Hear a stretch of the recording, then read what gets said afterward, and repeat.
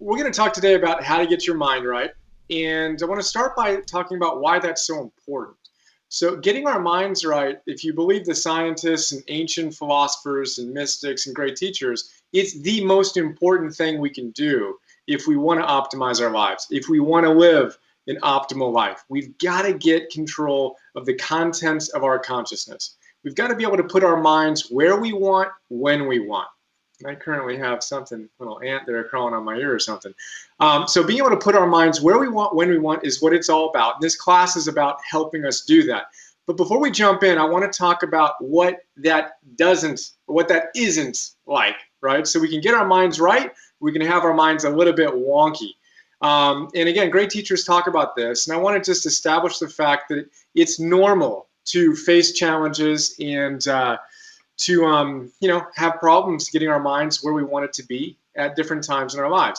So different teachers talk about it different ways. We can think about it like ants, which is actually kind of funny. Here in Ojai, when it gets a little bit dry, the ants come in, and we've got a couple of ants cruising around in there, and one just found his way to my head. So that's perfect. So ants, automatic negative thoughts, A-N-T, automatic negative thoughts.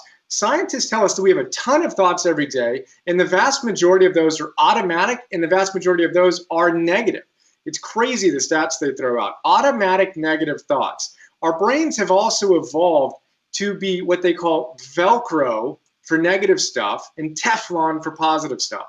So the Velcro for the negative stuff helped us out way back in the day, hundreds of thousands of years ago. And we need to be really aware of what challenges existed in our environment for our very survival. But now we're way too sensitive to all the little things that can go wrong, and we cling on to them like Velcro. And then all the great things that happen in our life just slide right off like Teflon. Rick Hansen shares that with us. A brilliant thought. We can also look at ancient Eastern thought, where they tell us that the root of suffering is dukkha. In Buddhist thought, dukkha is the word they use for suffering. And the word actually means a potter's wheel, or a wheel that has an axle that's stuck. So imagine a wheel that rather than freely flowing and spinning, it's stuck and it screeches while it goes. That's what our minds are like when we get locked into one idea and we ruminate and we can't put our minds where we want. That's dukkha. What we want to be is in sukha, where that axle is freely flowing and we can actually move our minds where we want, when we want. Another way to think about it, you can put that car or that wheel on your car and imagine it screeching. You're not going to get too far. You can also imagine your gear shift.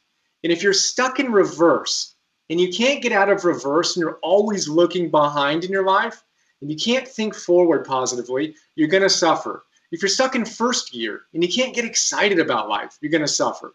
If you're stuck in fifth gear and you can't slow down, and you go from Facebook to Twitter to idea to idea to idea, and you can't slow down, you're going to suffer.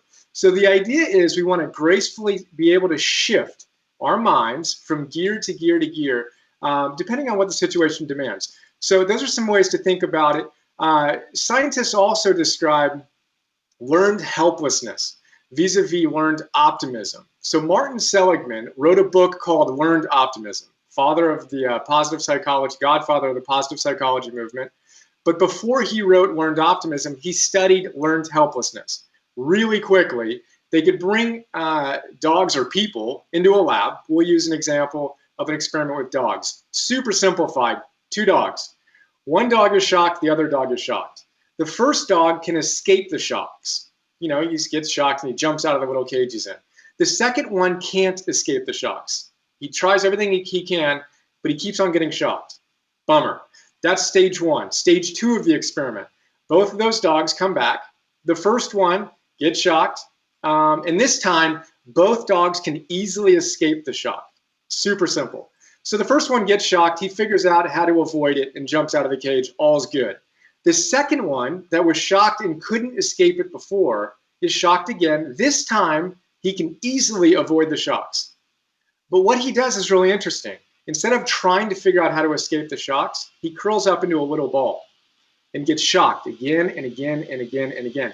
That animal has learned helplessness. It's a fascinating thing, and we've all learned helplessness to some degree in our lives. We've been shocked, we've been stressed, we've been overwhelmed, we've been depressed, And now we might have the ability to escape the shock, but we give up. We pull the covers over our heads and we learn helplessness. Now, what Seligman found, though, was when he experimented with human beings, and rather than shocks, he gave them loud noises and other annoying things. He found that the same patterns learned helplessness, but some people never gave up. Some people didn't learn helplessness. And he wanted to understand, what is it about those people that makes them tick? And that's what was the core of his book, Learned Optimism. So we're going to talk about some of the ideas that I've learned to help me channel my optimism. I used to curl my head, curl up in bed and put the covers over my head and just stressed out. And how am I going to show up fully in the world? I often say that I felt like I had a fire hydrant of energy, but it was being blasted against a glass wall that was right in front of me and sprayed right back in my face before I had these practices. And I just didn't know how to really show up authentically and powerfully. And these ideas have been, something that's transformed my life, and that is the key part of my work as we go forward, and as I teach all of this stuff. So let's look at my top 10 favorite big ideas on how to get our minds right, how to learn optimism, how to get out of bed and go do what needs to get done with a level of joy and enthusiasm and all that goodness. And before I jump into that, one more thing. You got to know you can learn optimism. It's just like a muscle. You can train it. You need to head to the optimism gym, I like to say. And you got to practice, whether it's these ideas or other ideas, but you've got to know that you can change your mind.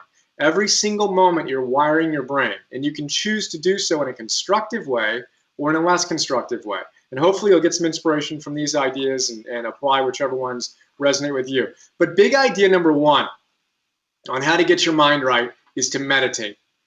And I did a whole class on meditation. It was the very first class in this academy. You can check it out. I've linked to it below. How to meditate without moving to the Himalayas is what I called it.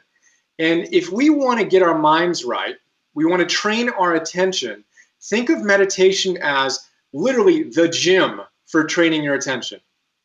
It is the most profound, powerful way that you can develop your attention muscles.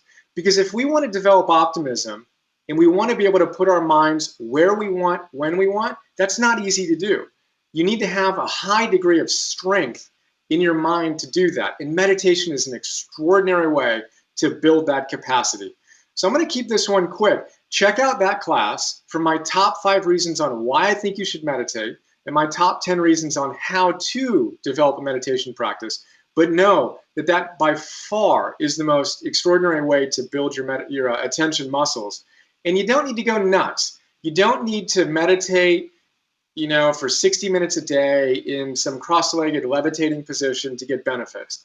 Do it for a minute a day, 5 deep breaths. Inhale, exhale, 5 deep breaths for a minute a day, but do it every day. Be consistent. And if you want to change your actual DNA, do it for 12 to 15 minutes for as little as 6 to 8 weeks, and you literally change your genetic code and strengthen your mind in the process. So there's meditation, our first big idea. The second one is to exercise, eat well, and rest. Exercise, eat well, and rest. What does that have to do with our minds? A lot. We want to think that we kind of, can just navigate life from here up. But the reality is we're constantly being influenced by our biochemistry, and we need to be good animals before we can be exceptional human beings. And quick little points on each of those: exercise, eating well, and rest. Exercise. Tal Ben-Shahar tells us, and this is a great positive psychologist, taught in the most popular class or largest class in Harvard's history on positive psychology. He says not exercising is like taking a depressant. You might as well just take a depressant by not exercising. Exercise has been proven to be as effective as Zoloft in reducing depression. That's nuts. Bring people into a lab, split them into different groups, exercise, Zoloft, exercise plus Zoloft. They do their workouts, and the exercise group has their depression reduced as much as the Zoloft group. That's insane. I mean, come on. Where is that on my commercials at night, right? So remember that. Exercise is huge. John Rady, another Harvard guy, wrote a book called Spark. He talks about the science of exercise. He says that exercising is like taking a little bit of Ritalin and a little bit of Prozac. It focuses your mind and it boosts your mood. That's a good thing to me. So exercise. If you're not exercising, don't be surprised when your mind's a little wobbly. I see it. If I go, 2, 3, 4 days without really moving my body and really kind of getting those juices kind of stirred up, I feel it. My mind, there's a subtle shift in how I'm showing up, both from a mood perspective and a creativity perspective. And the solution is move your body. So that's exercise. Eating well. Quick note here. Did you know that your gut produces more serotonin than your brain? Your gut produces more serotonin than your brain. That's, again, nuts. This is what we're trying to create in these antidepressants. Now, if you have an unhealthy diet and you're eating all kinds of junk food and caffeine and alcohol and not focusing on whole foods, you're going to struggle. And that's going to make it much harder for you to get your mind right. It's not complicated. More whole foods, less refined foods, take your baby steps. It will help your mind. The third component here is rest. If you're not getting enough rest, then again, you're going to have a tough time.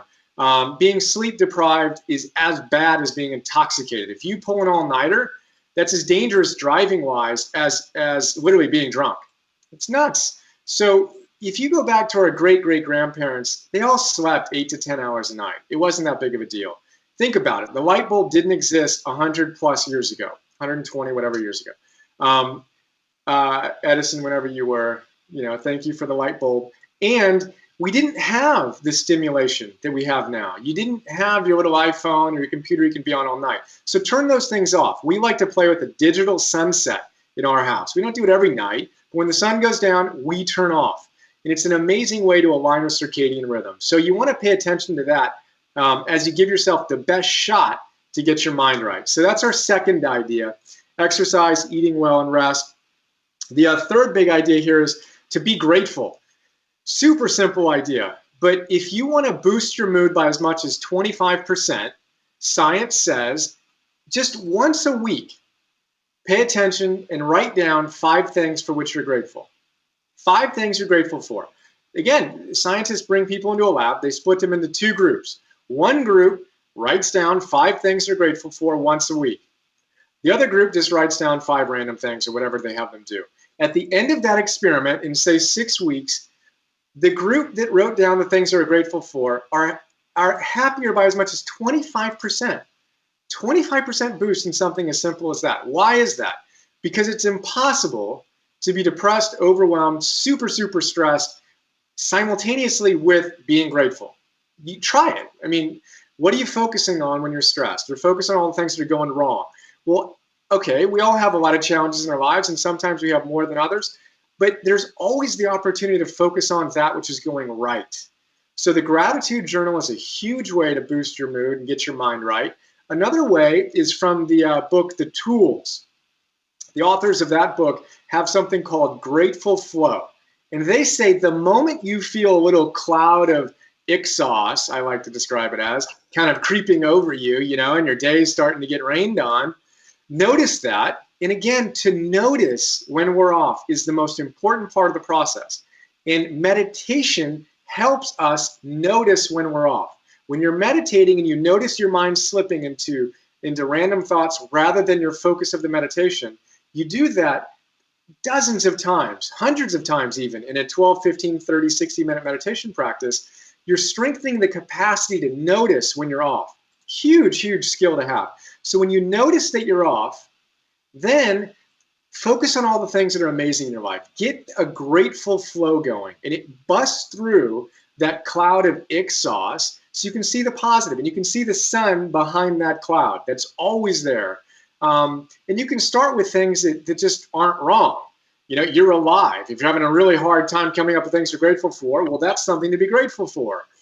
Think about the fact that right now we're sitting here using technology that's extraordinary. There are so many things we can be grateful for. We can spend the entire rest of this session just thinking about all the people who contributed to our ability to communicate the way we are right now. Who built this computer or phone that you're on right now? Who put in place, from an intellectual, thought perspective, and from the nuts and bolts actual laying the actual, literally the pipes that allow us to access one another via the internet. Think of all the anonymous people that contributed to our lives who we're never going to meet, but dedicated their lives to making our lives better. There's always an infinite number of people we can be grateful for and things we can be grateful for. We want that grateful.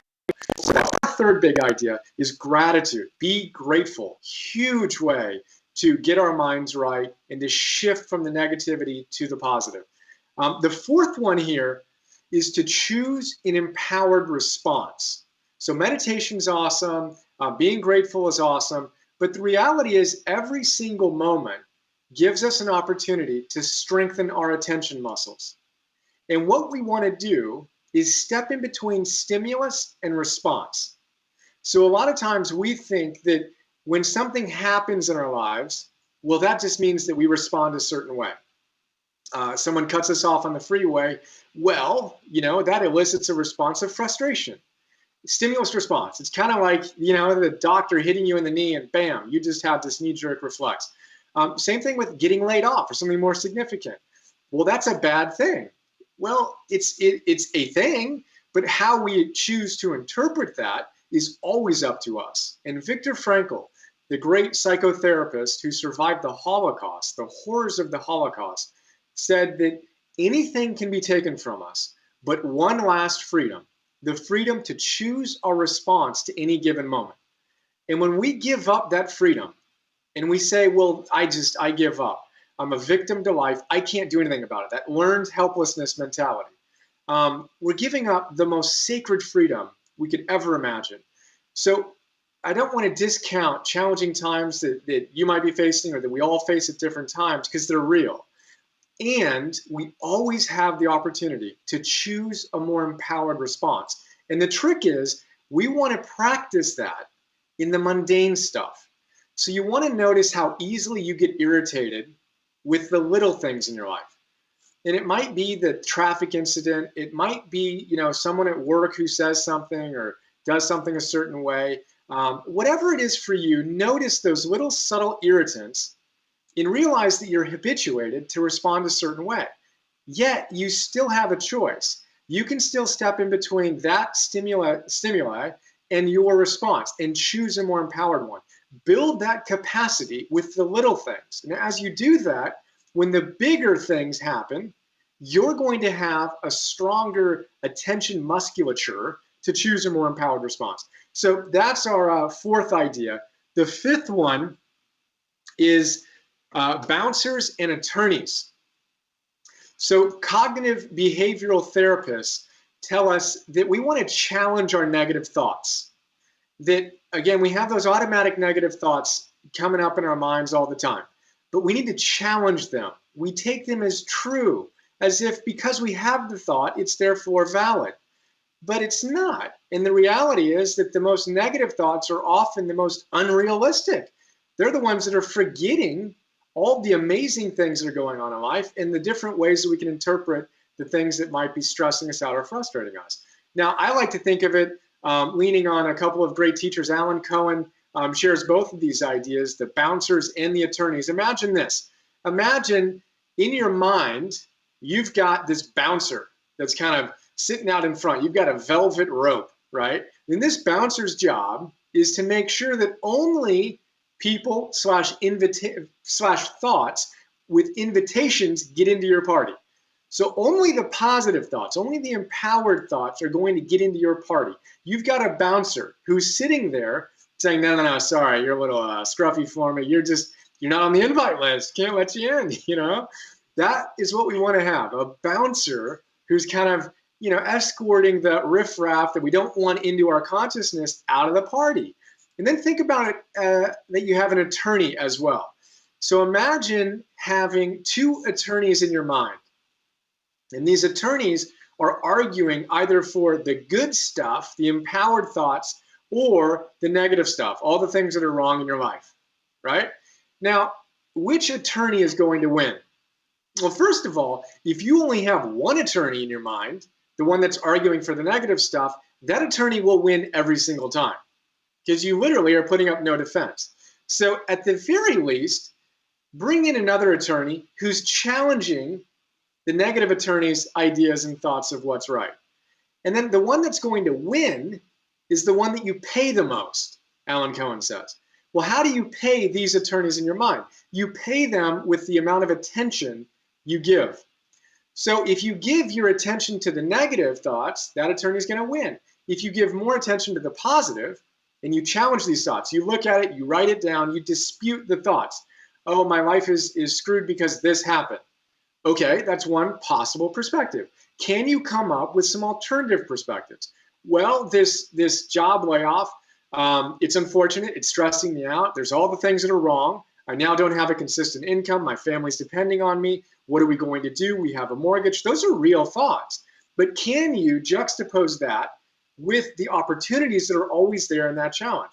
Maybe you didn't like your job. This is an opportunity to reinvent yourself, to figure out how you're really going to give yourself in service to the world. Maybe now you have some more time that you can dedicate to self-improvement, to becoming the type of husband or wife or mother or father or a colleague or entrepreneur or creator that you want to be. Find as many positive interpretations for that negative event as you possibly can, and definitely more than the negative stuff.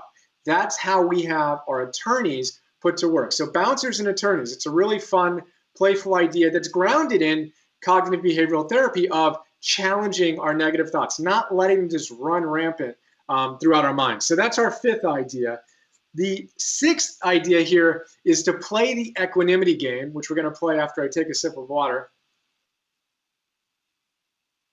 And this one's based on Marcus Aurelius. So if you've seen the movie The Gladiator, there's that old emperor guy in the movie. His name is Marcus Aurelius, who has his less awesome son. But Marcus Aurelius was a classic, old school Stoic philosopher who also happened to be an emperor of Rome. And in his own challenges that he faced running his empire, he wrote notes to himself. His book is called Meditations, but it really is translated as to himself. He was writing in his journal lessons that he was reminding himself of that he was taught when he was a kid. Awesome book. We've got a philosopher's note on it you can check out. But in it, he talks about what he calls, what I call the equanimity game. He has his, kind of fancy way to say it, but basically when life happens and you find yourself off balance, right? So this is balance. You find yourself off balance. See how fast you can get back to a balance point. You're off. How fast can you get back on? You fall off. How fast can you get back on? And maintain and reclaim a balanced mind, which is what the word equanimity means. One of my favorite words, equanimity, from the Latin balanced mind. So anytime we find ourselves off balance, again, we want to observe it. Wow, I'm getting triggered right now, or I'm feeling stress, or I'm feeling anxiety. I'm starting to ruminate. How do I get myself back on balance? And actually make that a game. And Aurelius tells us that when you practice that, he says habitual recurrence to the mean increases your odds you're going to be able to do it next time even better. So when you practice this, and you practice anything, you get better at doing it, and you have a much higher likelihood of being able to return to that balanced mind point in a month, in a year, in a decade. So again, practice that and make it a game. Make it a challenge to yourself to play the equanimity game. I love it. I love noticing when I'm off balance. I'm a little triggered by something that's going on at home or creatively or whatever. How fast can I reclaim my balance? It's an amazing practice. Highly recommend that. That's our sixth idea. The seventh one is to look at you versus the size of your problems. So this one's one of my favorites. T. Harv Eker, in his frankly surprisingly great book, The Secrets of the Millionaire Mind, he goes off on the fact that if you have a big problem in your life, all that means is that you're being a small person. So if you have a big problem in your life, you are being a small person. And I like to look at it this way. Let's say that you can look at yourself and look at your problem on a scale of 1 to 10. So 1 to 10, how big is your problem? Now, you can throw whatever you want in. Getting cut off on the way to work is about a 0.5 problem. So from my perspective, if you're showing up with frustration to that, you're being about a 0.2 size person on a possible scale of 1 to 10. I like to call that a fleece-sized person. You're not being particularly noble and particularly balanced for sure, and really expressing the highest version of yourself. Now, you can move up that scale, an argument with a colleague or a boss or a partner or whatever it is, or perhaps being laid off, or perhaps dealing with a really challenging illness. Well, those move up on our scale of 1 to 10. Now, T. Harv tells us that how you respond to that challenge is going to tell you a lot more about you than the challenge, though. Because if you're being just completely crushed and overwhelmed by the challenge, it means you're being smaller than the challenge. And what we want to do is cultivate our sense of self such that we can meet that challenge.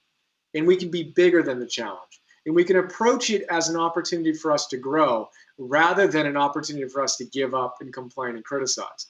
So to look at your life and see if you have really, really big problems and notice that that might be an indicator that you're showing up a little bit less powerfully than what you're capable of showing up as, and then work on these ideas. Again, go to the gym on your own optimization and know that as you do the work, you have the opportunity to become a bigger person such that what stresses you out now becomes a non-issue. It might be a speed bump, but it's not going to be a brick wall. And that's what this is all about, is to evolve our consciousness, to evolve our way of showing up in the world so we can handle more and more challenging situations. An idea I come back to often here is the idea of anti-fragility that Nassim Taleb talks about in his great book by the same name. And he says a lot in that book, but one idea is that the anti-fragile person versus the fragile person, something happens to them and they break. It's like a package that you write, I'm fragile. Please handle me very gently, right? And they're fragile. Then you have a robust person who can handle a lot of challenges. And that's like a package that has, I'm robust. You can toss me around. I can handle it, right? And then they get tossed around a little bit and you're like, oh man, this is tough. And they may break after a while. He says we need to think about being anti-fragile, where the stress actually makes us stronger. Imagine a package that says, not handle me softly or I can handle it, but mishandle me. Give me challenges, kick me around because that makes me stronger. That's a hugely powerful perspective to imagine being anti-fragile, where challenging situations make us a stronger person. We want to approach life with that perspective. Eat challenges like an energy bar and become a big, big person. So that's idea number 7. Idea number 8 is to quit comparing yourself. If we want to get our minds right, we want to quit comparing ourselves to other people. One of the best ways to stress ourselves out and to get loopy in our minds is to constantly, obsessively compare ourselves to other people. And you never do that from an awesome perspective. It's never, yeah, I'm so awesome relative to this person that I think is better than me. Maybe you toggle between, wow, that person's so much better, so much stronger, so much this, and this than me. I should be at that point. Gosh, I hate myself and what a blah, blah, blah, blah, blah. But I'm better than that person, and that person doesn't do this and that. You might play that game, but that's not a helpful game. Happy people spend very little time comparing themselves to other people. And when they do, they're celebrating other people. When they're thinking of other people, they're thinking of the things they appreciate about them, the things they admire about them. Ralph Waldo Emerson has a great phrase in his equally great essay, Self-Reliance. He says that envy is ignorance. Envy is ignorance, and imitation is suicide. So to compare ourselves to other people and to envy other people is ignorance. Why? Because we're ignorant of our own unique amazingness, our own unique gifts, our own unique ability to show up fully in the world. And if we're imitating someone else, we literally just killed the best within us. We're here to express ourselves most powerfully, most authentically, and to be truly self-reliant in that expression. And if we're spending all of our time comparing ourselves to other people, we're going to suffer, we're going to struggle. So notice how often you might compare yourself to other people. I love the fact that I have automatic negative thoughts, little ants crawling on me. You want to notice, are you comparing yourself to other people? And stop doing that. Build the capacity to notice and to quit doing that, to admire things in people, to shift from criticism and gossip and complaining to, but what do I love about those people?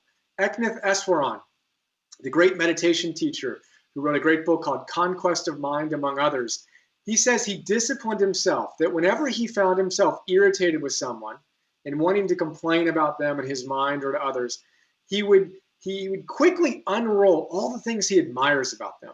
So if someone triggered him, he would think about all the amazing attributes that they have. And he got so good that anytime that happened, he would just unfurl this amazing list of attributes that he admired. We want to get good at that. Celebrate people rather than comparing ourselves to them. That's our 8th idea. Our 9th idea here is to quit overthinking. Tied to comparing ourselves. Quit comparing ourselves. Quit overthinking. So, if you're ruminating, Sonia Lyubomirsky teaches us in The House of Happiness, you are going to be unhappy, is the quickest way to put it. If you're feeling negative and you're thinking the same thought again and again and again and again, you're ruminating, you're wiring your brain for unhappiness.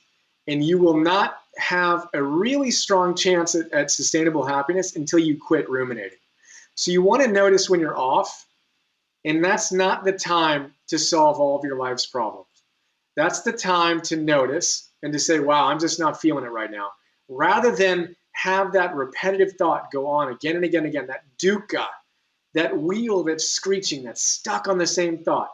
Notice it, and then do anything other than ruminate on that. Get up, do some jumping jacks, go for a walk, call a friend who cheers you up. Even watch a movie, watch TV, not for more than a couple of hours. If you do it for more than that, then you're going to slide into the other side of it. But that's a great way to distract yourself if you need it, when you're feeling the kind of gremlins really being fierce. But find something positive to do in the place of that overthinking, that rumination. And of course, the best way to counter any overthinking is to take action. So whatever it is that's stressing you out, ask yourself, now what needs to be done? Now what needs to be done? Okay, I've got this problem, that problem, this problem. You can ruminate on all the ways your life is falling apart, one option, where you can get your mind right and say, got it. I'm going to challenge my negative interpretations. And most importantly, I'm going to say, what needs to be done right now? How am I going to counter this challenge that I'm feeling? David Reynolds, in his great book, Constructive Living, which influenced Dan Millman greatly, who recommended that book to me years ago. Awesome book, Constructive Living, David Reynolds. He says emotions are kind of like clouds. You know, they pass, like weather. You can't predict it perfectly. You can't influence it perfectly. You can't just go like that and change it magically. So you kind of got to observe them and notice when you're feeling off. But what you can do, and accept that to a great degree, but what you can do is control your behaviors. And your feelings aren't in direct control like your behaviors are. So no matter what you feel, you can choose to do something constructive. And that's an extraordinarily powerful place to come from, and a great orientation that we want to think about and ask ourselves that question, now what needs to be done? I feel terrible, I'm overwhelmed, etc. Okay, now what needs to be done? Now what needs to be done? Eric Maisel, one of our professors here at the Academy, he has a great question. How can I make myself proud? How can I make myself proud in this moment? That's extraordinary. How can you make yourself proud? It's probably not reaching for the bonbons or spending another 2 hours playing whatever game it is that you're obsessed with that just, you feel bad about afterwards, or drinking the alcohol or doing the gambling, whatever it is. We all have our addictive behaviors, but you got to notice it and see if you can step in between that stimulus and response, quit overthinking or doing the distracting activities, and do something that's truly empowered. That's our 9th idea. And our 10th one is to practice. So practice, practice, practice is our 10th big idea on how to get our mind right. Mihai Csikszentmihalyi, who wrote the great book Flow, tells us that getting our minds right, being able to gain what he calls control over the contents of our consciousness, is one of the most important things, the hallmark of truly happy, thriving, optimal people. And he says it's best not to expect shortcuts to do the trick in figuring out how we get our minds right. It's best not to expect shortcuts to do the trick. We want the magic wand. We want the secret that if we just knew that would change our lives like that.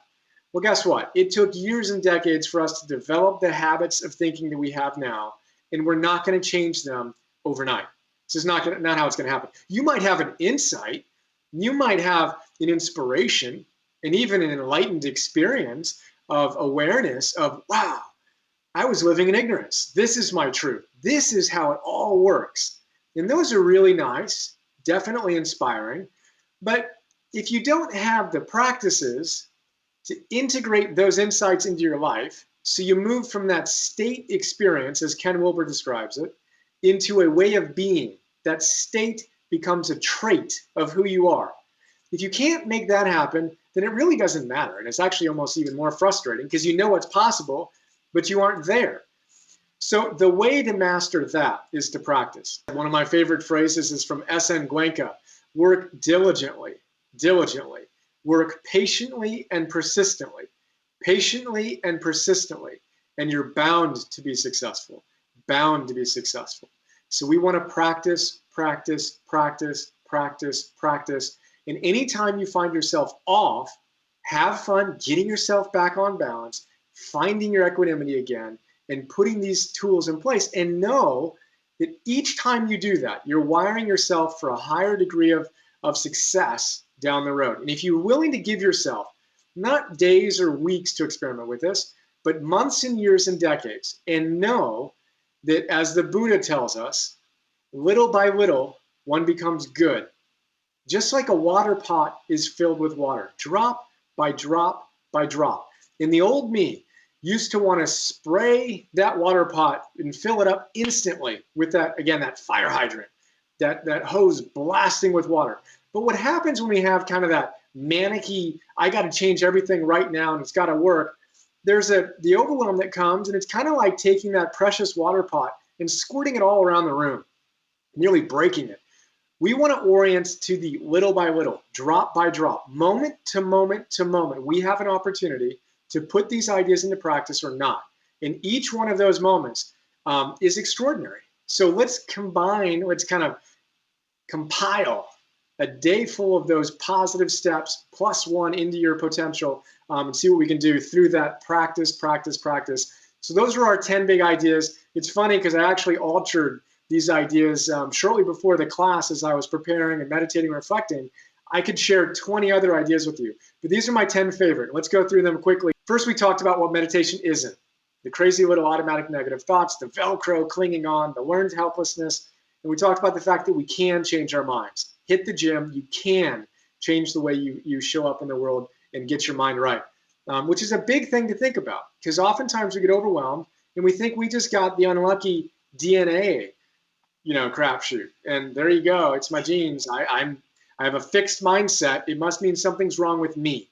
Well, maybe you got dealt a little bit of a bad hand. That's possible. I look at my genetic background and some of the challenges that my father faced and his father faced with alcoholism. And my father's father killed himself. I mean, this is something that's in my DNA of these challenges. Okay, wish I had a different kind of outlook and, genetic disposition, but it is what it is. I can do something about that. Today, I can do something about that and optimize my potential. And with those challenges, those of us who might have more of a predisposition to struggling, we, as Paulo Coelho says, we walk on a knife's edge. We need to be even more attuned to this stuff.